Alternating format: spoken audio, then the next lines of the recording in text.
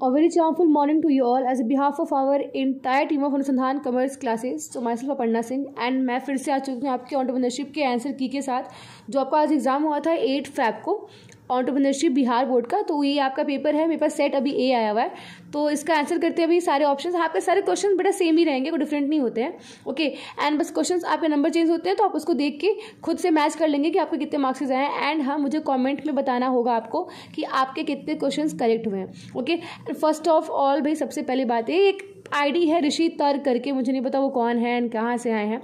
First thing, मैं videos में बेटा बोलती हूँ और बेटा ही बोलूँगी बेटा।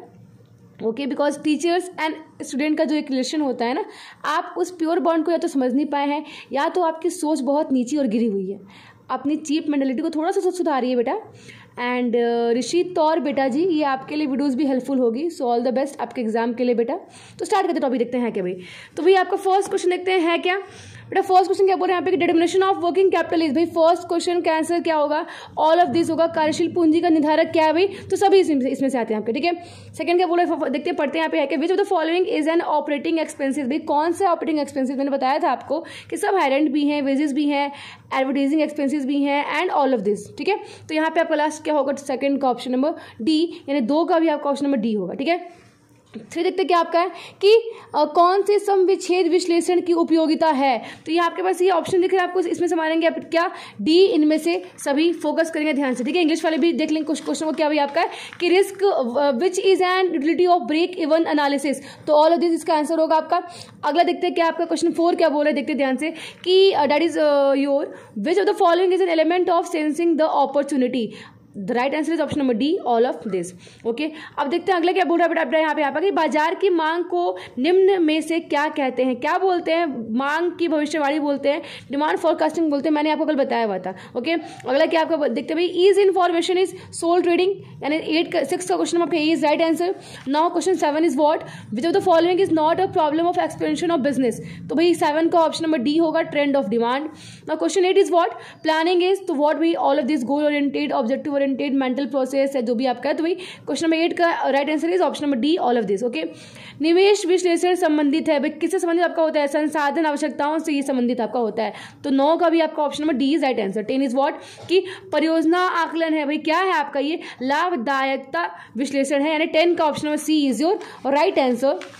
Now what's the question 11, closing stock is. भाई सोर्स ऑफ फंड आपका है क्लोजिंग स्टॉक, मैंने बताया था पहले आपको, हिंदी क्वेश्चन देख लीजिए। यहाँ पे अंतिम रहतिया क्या है, तो कोष के स्रोत आपके होते हैं। अगला आपका है कि लाभ प्रदाता अनुपात को सामान्य प्रदर्शित किया जाता है। भाई ये गलत आंसर है जो बच्चे मार के लाए हैं, इसका राइट आंसर क्या होगा, प्रतिशत में होगा, ठीक है। 12 का right answer option number B आपका, in percentage. Now 13 is contribution equal to, मैंने बताया था जब भी आप सेल को वेरिएबल कॉस्ट से माइनस करेंगे तो क्या निकलेगा, आपका कॉन्ट्रीब्यूशन निकलेगा। ओके, तो 13 का right answer option number B. Now 14 is what, risk capital foundation was established in 1975 is the right answer. Okay, now question 14 का option number is B. 15 is what, labor intensive technique is used for developing countries के लिए होता है अभी आपका ये। तो 15 का क्वेश्चन आपका B is option number not B, A is right answer। 15 का A is right answer। Okay, now 16 word क्या अभी आपका, which is applicable in nature of social responsibility of management. तो रूल ऑफ, यहाँ पे ये क्वेश्चन नंबर 16 में focus करिएगा आप लोग। प्रबंध की सामाजिक उत्तरदायी की प्रकृति में लागू होता है। यहाँ पे अगर आप ये मारेंगे क्रेता से संबंधित नियम तो भी गलत नहीं होगा, आप ये मारेंगे विक्रेता से संबंधित नियम तो भी गलत नहीं होगा, बिकॉज आंसर में ये भी हो सकता है, ये भी हो सकता है। यहाँ पे थर्ड ऑप्शन में आपका ऑप्शन होना चाहिए बोथ ए एंड बी होना चाहिए था, बट ये दे दिया ऑप्शन। तो जो बच्चे ए मारे हैं वो भी सही है, जो बी मारे हैं वो भी सही है, ठीक है। अगले देखते हैं 17 क्या बोल रहा है बेटा यहाँ पे, the characteristics of good brand are. तो ऑल ऑफ दिस होगा आपका। 17 का डी इज राइट आंसर। 18 क्या भी देखते हैं यहाँ पे, dividend on cumulative preference share given. भाई क्या करता है आपका, प्रॉफिट का भी हिस्सा मिलता है और जो आपका लॉस होता है उस साल का भी आपको पैसा वो मिलता है। किसको मिलता है भाई, तो कम्युनिटिव को मिलता है। आपको मैंने पढ़ाया था कि कम्युनिटिव को मिलता है, नॉन कम्युनिटिव को नहीं मिलता है। 18 का C is right answer. Now question number 19 देखते हैं क्या बोल रहा है अभी आपका कि IFCI was established in which year. बेटा इसका राइट आंसर होगा आपका 1948। 19 का option number B is right answer. Okay, 20 क्या है कि conglomeration is a technique of diversity in other areas. Okay 20 का option B is right answer. 21 क्या भी आपका कि money spent on preparation of project is investment बोलेंगे इसको। 21 का option A is right answer. अब देखिए 22 क्या बोला आपको, निम्न में से कौन सा व्यावसायिक अवसरों की पहचान को प्रभावित करने वाला घटक है, तो ए आपका राइट आंसर है आंतरिक मांग की मात्रा, वॉल्यूम ऑफ इंटरनल डिमांड। 22 का आपका ए इज राइट आंसर।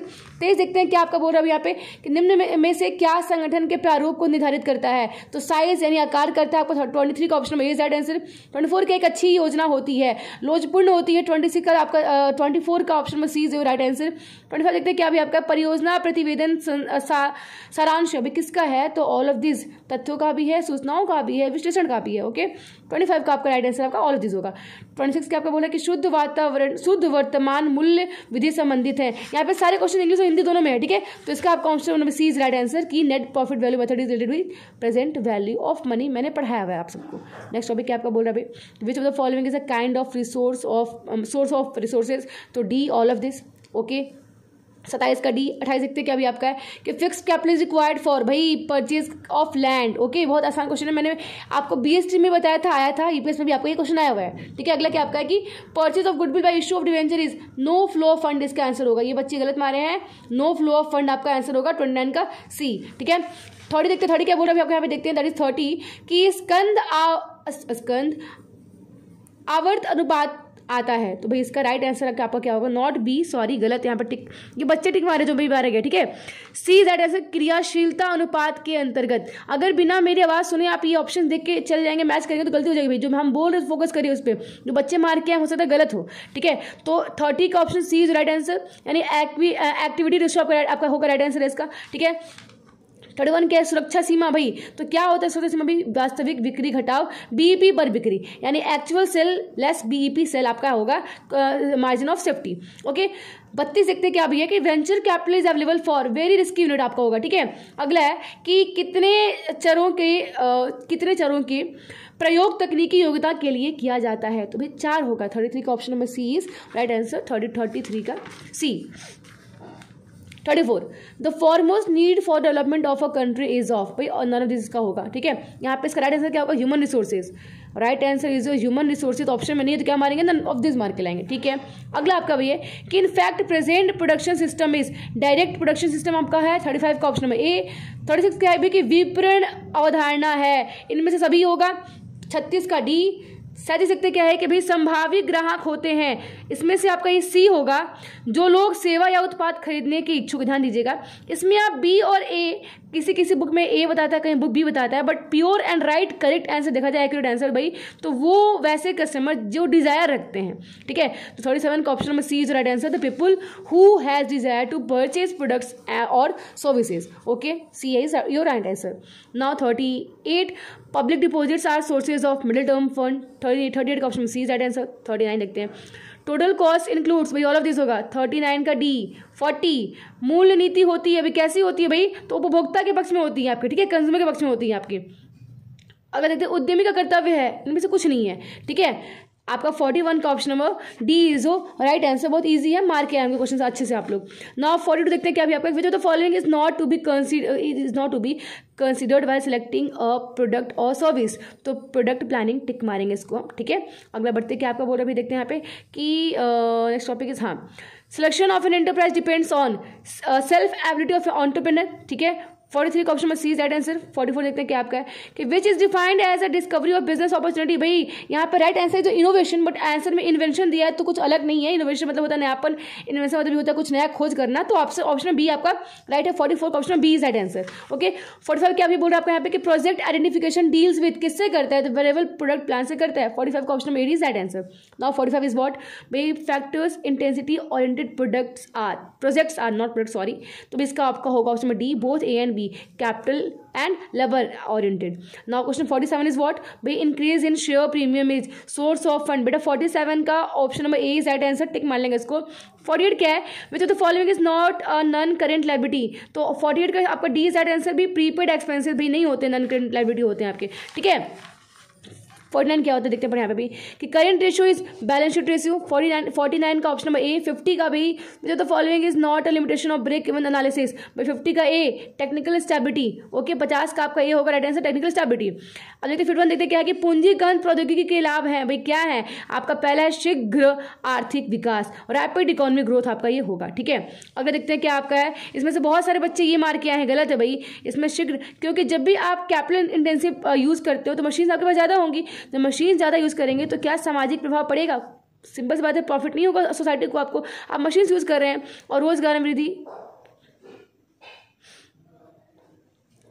एक मिनट वेट, 51 का आंसर पूंजीगत प्रौद्योगिकी लाभ है, इनमें से सभी मारेंगे आप, इनमें से सभी मारेंगे। Okay all of this. Okay यहाँ पे सामाजिक प्रभाव दिया हुआ है तो यहाँ पे ये भी सही होगा, रोजगार अवसरों में वृद्धि भी सही होगा। 51 का आंसर एकदम करेक्ट कर लीजिए भाई, इसका आंसर आपका डी होगा right answer all of this. 51 का D is all of this. और सारे बुक्स में ऑप्शन यहाँ पे आपको देता है ना कि सामाजिक घटाव देता है यानी सोशल लॉस देता है, तो आप बस ये मारेंगे। यहाँ पे ऑप्शन प्रभाव दिया है तो आपका सब सही है। 51 का option number D is right answer, याद कर लेंगे। 52 क्या भी आपका है कि व्यक्तिगत विक्रय क्या है, पर्सनल सेलिंग बोलते हैं इसको, मौखिक प्रस्तुति होगा। ठीक है वर्बल प्रेजेंटेशन आपका होगा 52 का आंसर। ओके 53 सबसे अधिक व्यापक क्षेत्र किसका होता है अभी, पैकेजिंग का होता है। 53 का C is oh right answer. 54 is what कि नेक्ड डिवेंचर्स आर भाई अनसेक्योर्ड होते हैं ये आपके। अगला आपका है कि 54 का option C is right answer. 55 क्या आपका भाई कि fixed cost per unit increases when production decreases है, जब ये कम होता है उत्पाद कम होती है तो। ओके 55 का option number A is right answer.